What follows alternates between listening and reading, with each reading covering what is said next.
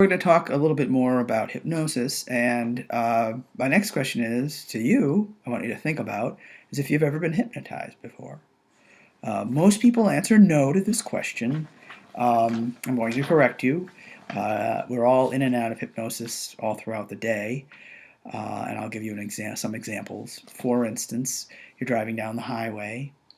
You are basically focused, and this is about what hypnosis is, which is focus.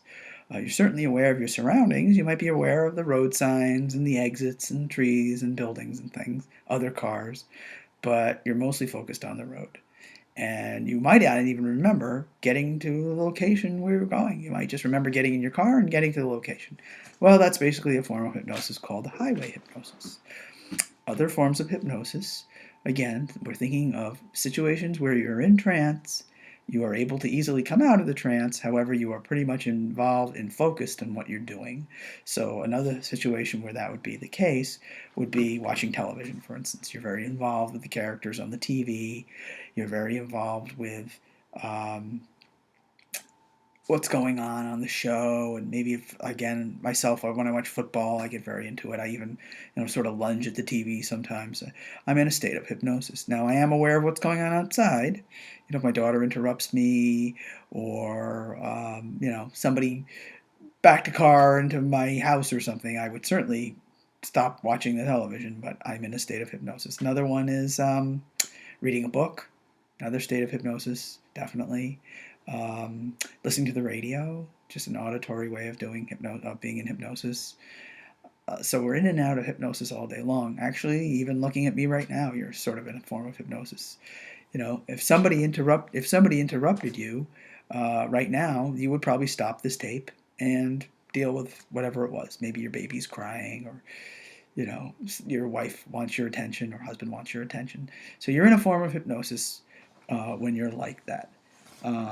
It's a form of meditation, basically. Very relaxing form of meditation. Not a whole lot of difference between the traditional meditation and hypnosis. The big difference is meditation is basically focused on nothing at all. You're just relaxing your mind to focus on nothing at all. Whereas hypnosis, you're focusing on specific issues. For instance, the reason you called me, maybe it's self-esteem, maybe it's weight loss, maybe it's for smoking, just quit smoking, any number of issues that you might have called me for.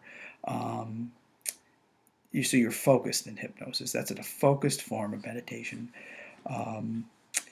So some common misconceptions about hypnosis. Well, there are a lot of misconceptions about hypnosis that have been brought upon by the TV, books, radio. There's a lot of misconceptions about hypnosis. One of them is that you'd get stuck in hypnosis. Well, no, you don't get stuck in hypnosis. Basically, the way it works is, like I said, you can come out of trance very easily.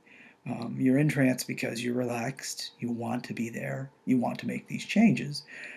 If something happened, there was a fire, I yelled 911, or anything like that happened, anything that would disrupt your train of thought, you'd come right out of hypnosis very easily. It's not complicated.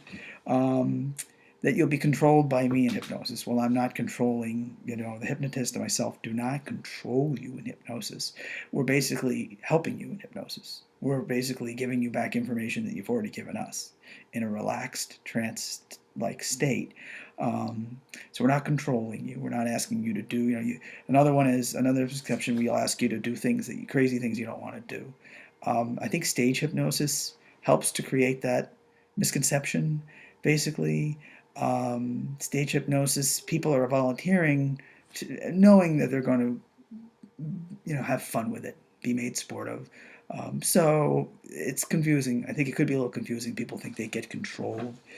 Some people think only people with less intellect can be hypnotized. Well, that's not true. The smarter you are, the more focus you have, the easier you are to hypnotize and stay hypnotized and stay deep in hypnosis. Hypnotists will make you do things that are immoral, illegal, or unethical. Well, only if that's what you were like to begin with. So no hypnotist would do that. It would be unethical, immoral of them. They would lose their license to practice. or their certification to practice. So no, no hypnotist will do that. Another one is not everyone can be hypnotized. Well, anyone can be hypnotized. You have to go in with the mindset, with an open mind, that you want, number one, to change the problem, the issue that you came to change. If you want to lose weight, then you have to want to lose weight, for instance, if that was the issue. If you want less stress in your life, then you have to want that, number one. Number two, you have to be open minded enough to believe that you can be hypnotized. Once those two things are out of the way, the hypnosis itself is very, very simple. What will it feel like to be hypnotized? Well, it really varies from person to person. Some people report feeling light as if they're floating when they're in hypnosis. Other people report sinking into the seat. Sometimes people feel like all sorts of different things. It really varies per person, but everybody agrees that it's relaxing. Your mind wanders a bit. It certainly goes back to when the hypnotist will direct you to think about the things that you want him to think about, that you've already discussed in the interview. So that's basically it. It varies per person. It really varies. Sometimes your arms will feel heavy, or your legs will feel heavy, and the rest of you will feel light. It really is very individual, but it is very relaxing, and it's very, very effective. And again, we're talking to your subconscious mind, which is very, very effective. And once you can focus your mind on the issue that you want to change, a good hypnotist like myself will get you to make those changes. And you can, what we call, conceive, believe, and achieve to get to the point you want to get to. And that's why you came in. Before your first session, please write down any questions you may have and ask me when you meet for a first session, or write down any questions you have after listening to this, and please email me or call me with any questions before the first session even begins. I hope you've enjoyed this and it's been helpful to you. Look forward to seeing you at the first session. Thanks.